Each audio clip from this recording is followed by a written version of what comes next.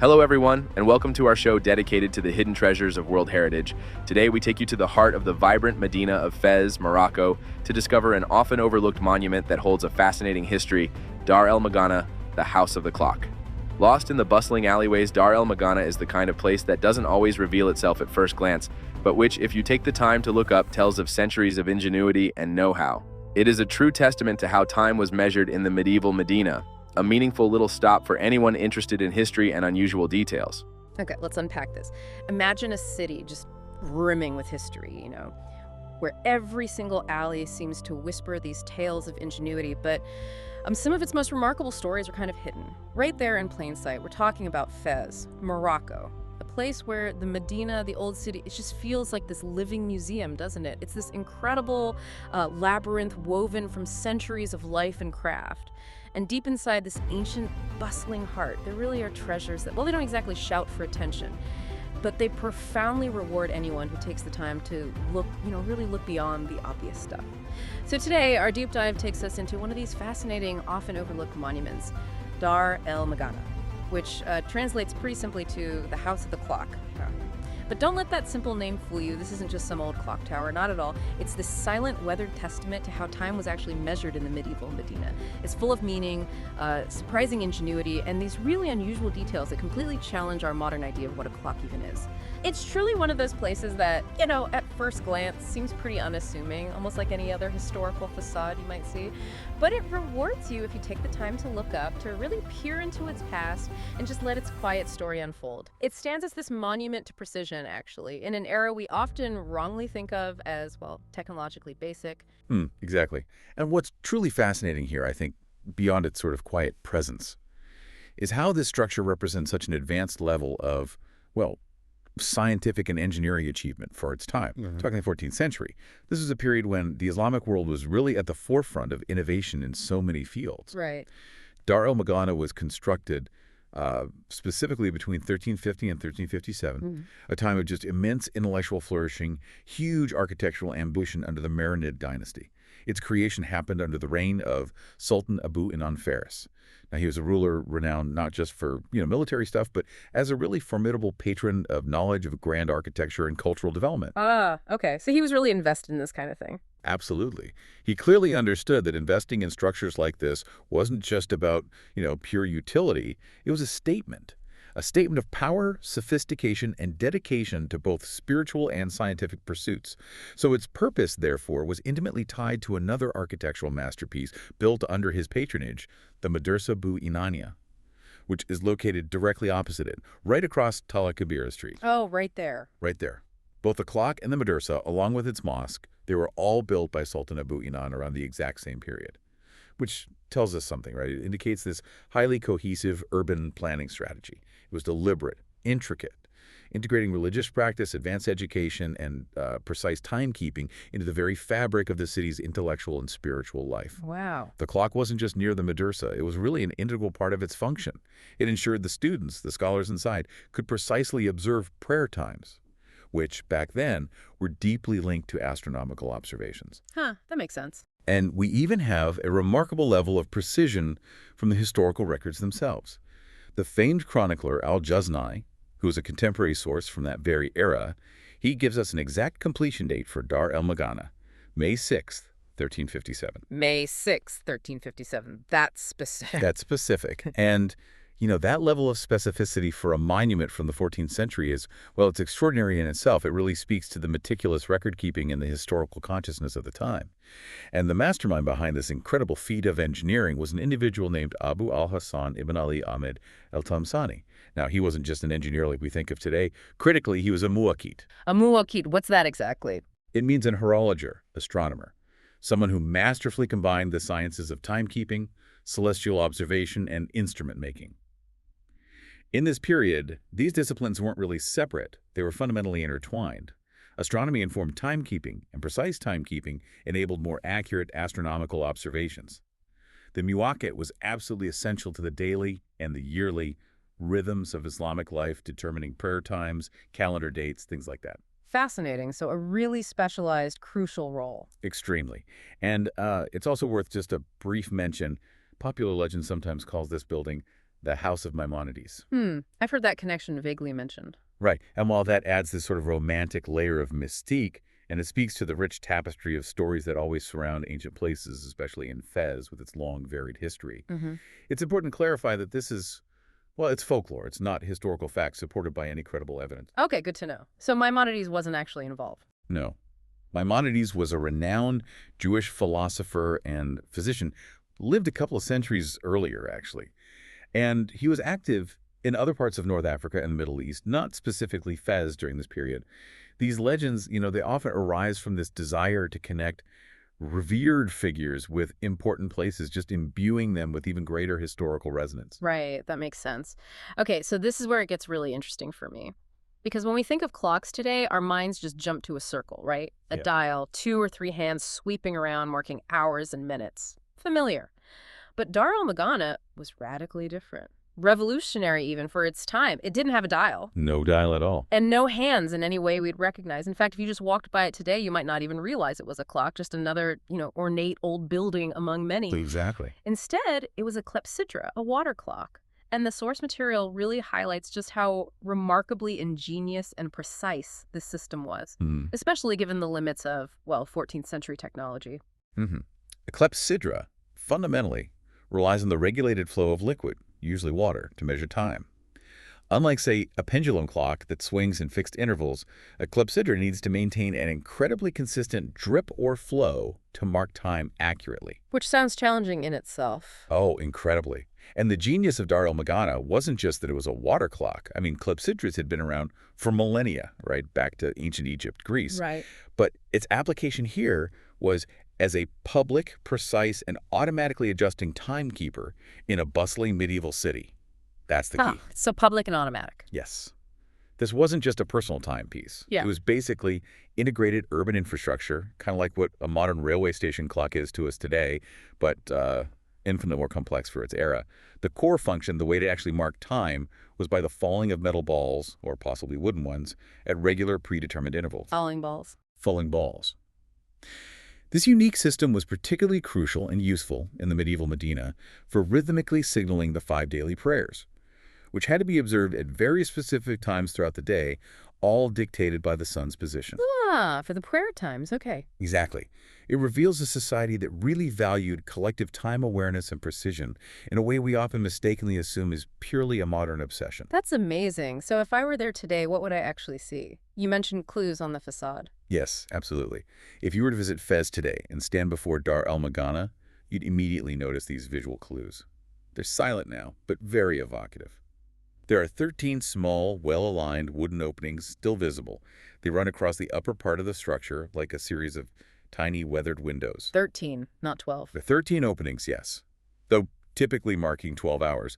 The exact function of the 13th is sometimes debated, perhaps related to the reset or a specific signal.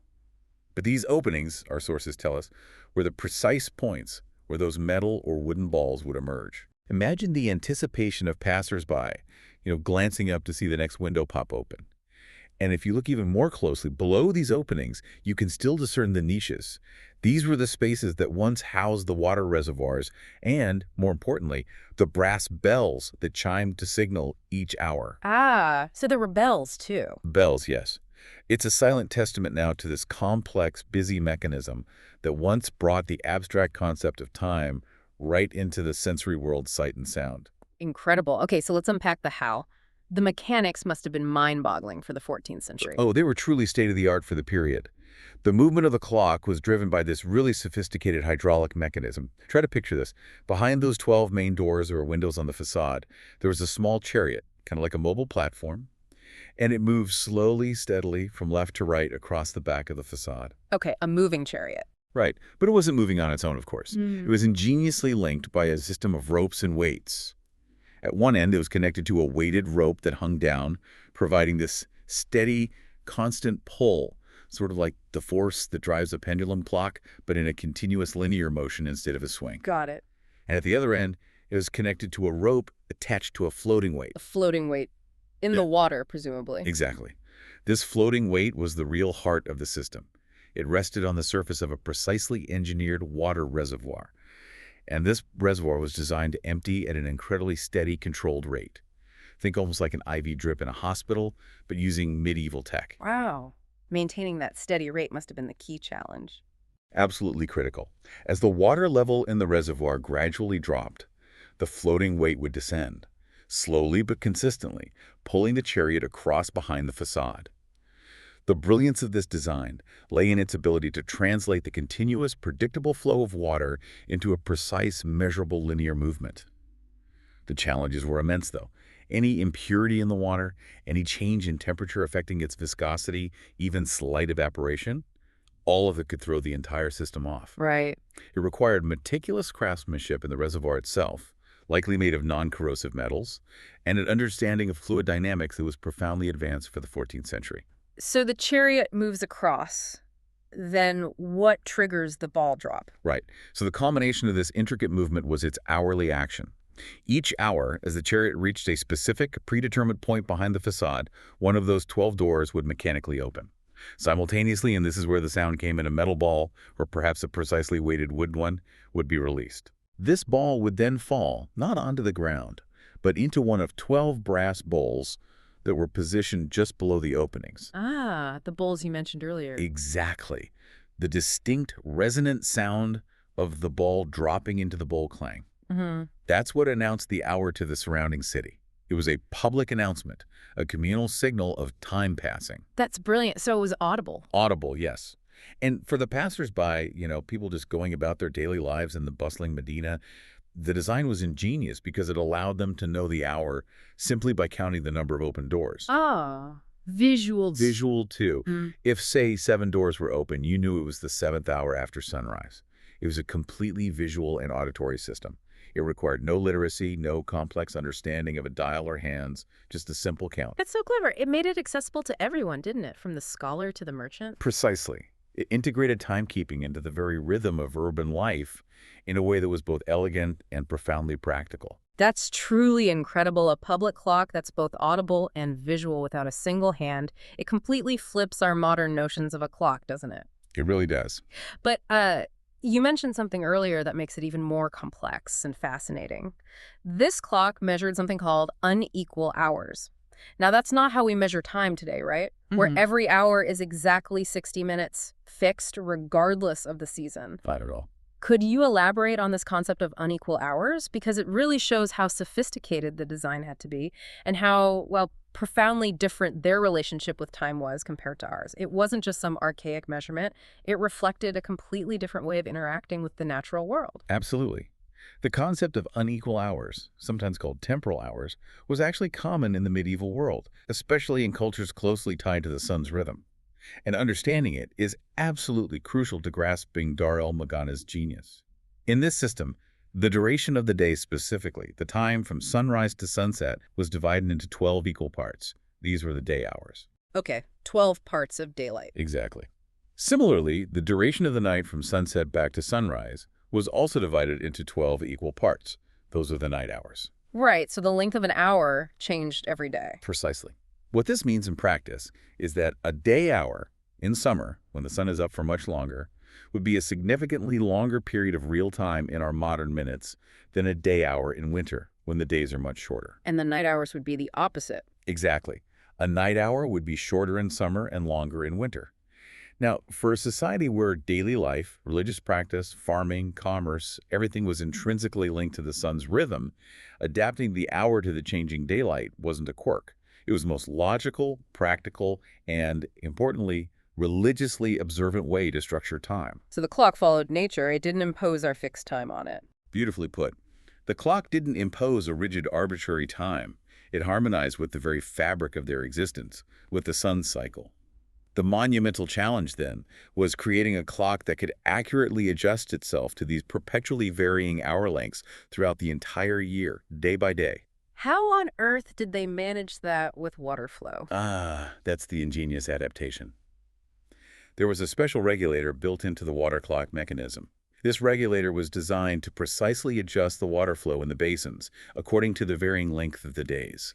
A truly remarkable feat of adaptive engineering. So it somehow let the water out faster or slower depending on the season? Essentially, yes. This was absolutely crucial for accurate timekeeping, ensuring that the 12 hourly segments of the day and then the 12 of the night were truly equal within their respective periods, whether it was the long, expansive days of summer or the shorter, condensed ones of winter. And how did they know how to adjust it each day? That required specific tools and expertise. An astrolabe, that sophisticated astronomical instrument, really a hallmark of Islamic scientific advancement, would have been used by the muwakkit. The clockmaker astronomer again? Exactly. They'd use the astrolabe to pinpoint the exact sunrise and sunset times for that specific day in Fez.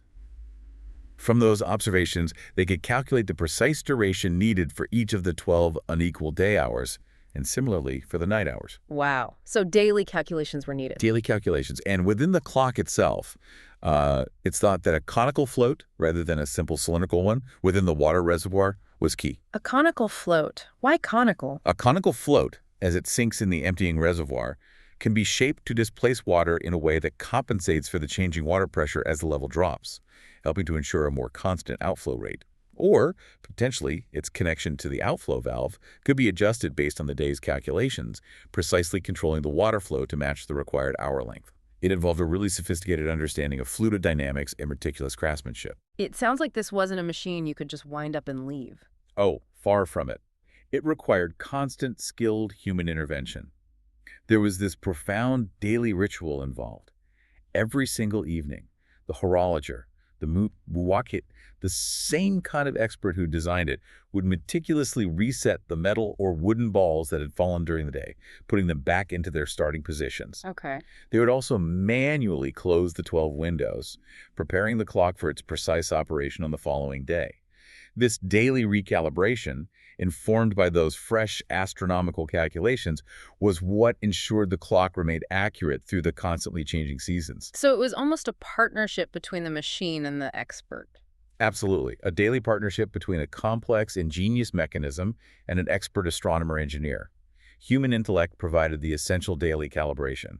It was almost an artistic performance each evening. And you mentioned decoration, too. It wasn't just functional. No, not at all. The facade itself was clearly intended as a work of art, a visual feast. It was lavishly decorated with intricately sculpted stucco around the windows, and these exquisite arabesque and epigraphic motifs adorned the wooden chevrons and corbels supporting the structure. Epigraphic, meaning inscriptions. Yes, likely religious inscriptions or perhaps verses related to time or astronomy. These weren't just random decorations. They showcased the period's aesthetic values right alongside its profound scientific ambition. It was a marriage of beauty and function. It's just astonishing to think of this blend of art, science, and daily ritual. The image of the muwakkit meticulously resetting the clock each evening, almost like a living part of the mechanism. Yeah. It's truly captivating. But that leads us to a bit of a sad point, doesn't it? So what does this all mean for us today? Because, sadly, this incredible mechanism, this marvel of medieval engineering, it's gone. It is. That's the unfortunate reality. The sophisticated mechanism of Dar El Magana has, yes, disappeared over time. It's been out of function for generations, centuries perhaps. When you stand before it today, you're looking at the shell, the beautiful and ornate facade, yes, but the beating, working heart of the clock, it's gone. And can it be fixed or rebuilt? Yeah, that's the major challenge. One of the most significant hurdles in any potential restoration effort is the profound lack of comprehensive documentation. There are very few, if any, detailed schematics or internal blueprints describing its exact workings, how each gear, lever, water channel interacted. So much of this specialized knowledge in the medieval period was often guarded by guilds, passed down orally from master to apprentice, or maybe recorded in specific manuscripts that simply haven't survived the centuries of political upheaval, fires, neglect. The collective memory is lost. Exactly. This loss of collective memory regarding its precise functioning has seriously complicated any attempts to repair or rebuild it to its original specifications. We do know that back in 2004, the brass bowls, the ones that caught the falling balls, they were actually removed. The stated aim was indeed to repair or reconstruct the mechanism. Oh, really? So there was an attempt. There was. This ambitious project was managed by an organization called Dar, the Agency for the De-Densification and Rehabilitation of the Fez-Medina. However, despite those intentions and efforts, that ambitious project has not yet been successfully completed. Which really speaks volumes, I think, to the immense challenge of reconstructing such a complex, undocumented piece of technology from so long ago. The specialized skills needed, sourcing authentic materials, the detailed historical research required.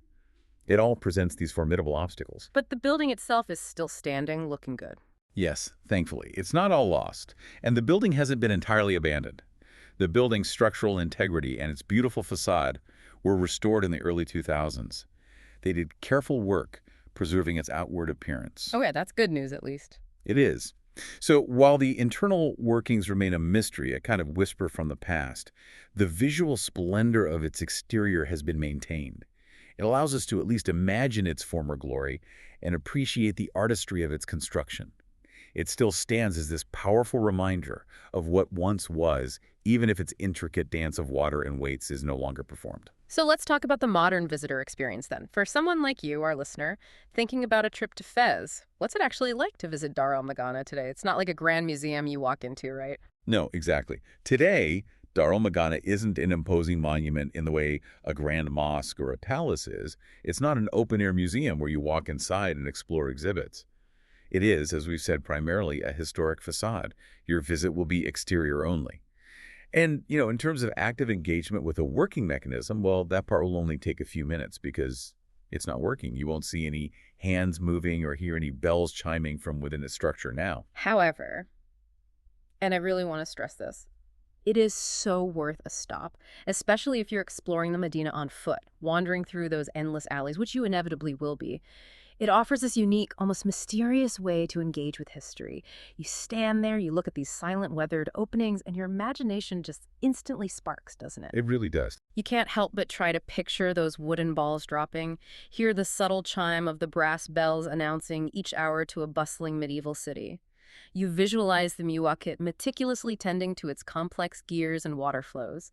It's this moment of quiet contemplation that connects you directly to a lost era of ingenuity.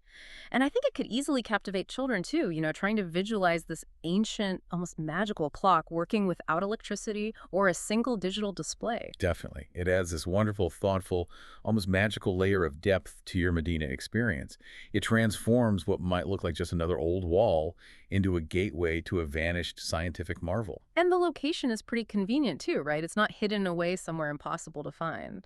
No, not at all. Its location is actually perfect for this kind of spontaneous discovery. It fits seamlessly into any Medina exploration. Dar El Magana is strategically located right in the dense, vibrant heart of the Fez Medina, specifically on Tulla Kibira Street. That's one of the main arteries, one of the main streets weaving through the old city. And as we mentioned, it's positioned directly opposite the Madrasa Buinanya, which is a major landmark itself. Right across the street. Exactly. So it makes it an excellent starting point or just a natural pause point for exploring the whole surrounding area. Its central position means you'll almost certainly pass it while you're exploring, making it really easy to integrate into your itinerary. And it's free to see. Totally free to access, yes. Yeah. Which is always a bonus, especially for families or, budget-conscious travelers. It removes any barrier to having this intriguing historical encounter. And just a practical tip for those looking to capture its quiet beauty or maybe just enjoy the atmosphere before the daily rush really picks up, I'd strongly suggest visiting in the morning. Good idea. Yeah, that's when you'll avoid the larger crowds that tend to gather later in the day. It gives you a more intimate experience with the facade, and you'll often find the best light for photos of its intricate stucco and those lovely wooden details. That's fantastic practical advice. And maybe on that note, a couple of other crucial tips just for navigating the Fez Medina itself, because it can be Yeah. intense. Oh, yes. First off, always wear good, comfortable walking shoes. Seriously. You're going to be on your feet for hours navigating these ancient, uneven cobblestone alleys, often uphill or downhill. Proper footwear is absolutely non-negotiable. Crucial. Bring plenty of water, especially during warmer months. The Medina can get quite warm inside, and finding water fountains isn't always easy. And definitely use a map or a navigation app on your phone. Something like Google Maps or Maps.me, which works offline, is a lifesaver because the Medina is, by its very design, this beautiful, sprawling labyrinth. It's easy to get delightfully lost, which can be fun. Part of the charm. Exactly. But sometimes, especially when you're looking for a specific hidden gem like Dar El Magana or trying to meet someone, you just want to know exactly where you're going. Very true. So once you've absorbed the quiet wonder of Dar El Magana, pause to appreciate its history and the genius it represents. Where else should you point your compass nearby? Because its central location really does open up a whole world of treasures right there. Indeed it does. Yeah. Well, first up, literally across the street, you absolutely cannot miss the Madrasa Buwanania. We've mentioned it a few times. Right. The one built by the same sultan. Exactly. This 14th century Quranic school isn't just a building. It's a magnificent masterpiece of Moorish art and architecture. As soon as you step inside, you're just enveloped by this serene atmosphere. It's such a striking contrast to the bustling street right outside. You'll find exquisite Zellige mosaics, those intricate tiles glittering with geometric precision, delicate stucco carvings that seem to dance across the walls, and these stunning sculpted cedar ceilings. Just a testament to the incredible skill of Moroccan artisans. And non-Muslims can go inside this one. Yes, that's a key point. It's one of the few madrasas in Fez that are still accessible to non-Muslims. So it offers this rare, quite intimate glimpse into this traditional architectural and educational world. You can almost hear the echoes of scholars poring over ancient texts in its tranquil courtyards. Sounds beautiful. Then maybe dive into the markets. Absolutely. From there, you're perfectly positioned to plunge into the truly labyrinthine souks of the Medina. This is where the city's pulse really beats. It's a sensory explosion unlike any other. You can just wander for hours, let the winding alleys lead you from one specialized market to another. Imagine the scent of freshly crushed mint for tea, mingling with the earthy aroma of leather, the fragrant spices piled high in these vibrant pyramids, the rhythmic clang of hammers from the coppersmiths blending with the chatter of merchants, and, yes, the braying of donkeys carrying goods. Yes, you have to watch out for those. You do. You can discover everything from intricately worked leather goods, bags, belts, wallets, to vibrant hand-woven carpets and the soft traditional Moroccan slippers, the babouches. Each pair is like a unique piece of art. The whole atmosphere is just this joyful sensory overload, a bustling symphony of sights, sounds, and smells. And it's particularly fascinating to observe the artisans at work, especially maybe in the tanner's quarter, where these ancient methods passed down through generations are still used to treat and color leather. It's like a living museum of craft. Yeah, the tanneries are something else. Intense, but unforgettable. And are there quieter spots nearby, too? Places to maybe catch your breath? Yes, definitely. As you navigate these winding paths, you might stumble upon some really beautiful public spaces. The Nojarine Fountain, for instance. It's on this charming little square, Nojarine Square. It's a perfect example of Moroccan public art, intricately tiled in vibrant Zellige patterns, crowned with this delicate carved wooden canopy. It's a lovely, very photogenic spot to just pause, maybe sit on a bench, and watch the world go by for a few minutes. Sounds peaceful. And there's a museum there, too, right? Right. Adjacent to the fountain is the Nojarine Museum of Wood Arts and Crafts. This is definitely worth a detour. It offers this peaceful haven from Medina's energetic bustle, but also provides really insightful exhibits on the incredible artistry and history of Moroccan woodcraft. You'll see everything from elaborately carved doors and intricate musical instruments to everyday tools, all showcasing the meticulous skill of local artisans. It's a quiet contrast to the vibrant streets, letting you really appreciate the details that go into the architectural elements you see all around Fez. That sounds like a great addition. What about those coppersmiths you mentioned? Ah, yes. Further into the Medina, you'll undoubtedly encounter Sepharine Square. This is another one of those quintessential Fez experiences that truly engages your senses, especially your ears. This square is just alive with sound specifically. The rhythmic, metallic hammering of the coppersmiths, the dinandiers, who've plied their trade here for centuries. You can really hear them from quite way off, can't you? Oh yes, you can watch them shaping copper and brass into beautiful objects, tea sets, trays, lamps, decorative pieces right there in the open air, often using tools and techniques that haven't really changed in generations. It's a living, authentic spectacle, a truly immersive experience where you witness ancient craftsmanship firsthand. And the soundscape alone is utterly unforgettable. It's a powerful reminder of the continuity of traditional crafts in Fez. And then there's the big, famous gate. Right, you can't miss it. As you move through or maybe exit the Medina's core, you'll inevitably encounter the celebrated Bab el-Bujlo, often affectionately called the Blue Gate of Fez. It's stunning. It really is. This iconic gate is a true symbol of the city, instantly recognizable. It has these stunning, distinctive blue zellage tiles on the outer side, facing away from the Medina, and then this vibrant, verdant jade green zellage on the inner side, facing into the Medina. I didn't realize it was different colors on each side. Yes, it's a pure marvel of Arab Andalusian art, intricate and vibrant. It serves as this excellent grand entry or exit point. It's not just a gate, it's really an architectural statement. And right around the gate, you'll find plenty of bustling cafes and restaurants, perfect for a well-deserved break, a glass of mint tea, and some people watching after your explorations. Always needed after tackling the Medina. And one last major site nearby, the university. Yes, of course. No mention of Fez, the intellectual heart of Morocco, would be complete without highlighting the Al-Qarawiyyin Mosque. Now, access inside for non-Muslims isn't always straightforward or possible for the main prayer hall, but its immense historical significance is undeniable. It's recognized as the oldest continuously operating university in the world, founded way back in 862 AD. Incredible. 862. Yes, by a woman named Fatima al-Firi. It wasn't merely a place of worship. For centuries, it was a preeminent center of learning, attracting scholars from across the Islamist world and even beyond. It also houses this impressively ancient library, holding countless rare manuscripts on subjects from theology and law to astronomy and medicine, a real testament to the city's long-standing intellectual tradition and its role as this beacon of knowledge, especially during the golden age of Islam. Even just seeing it from the outside, you feel the weight of its history and its enduring legacy. Wow.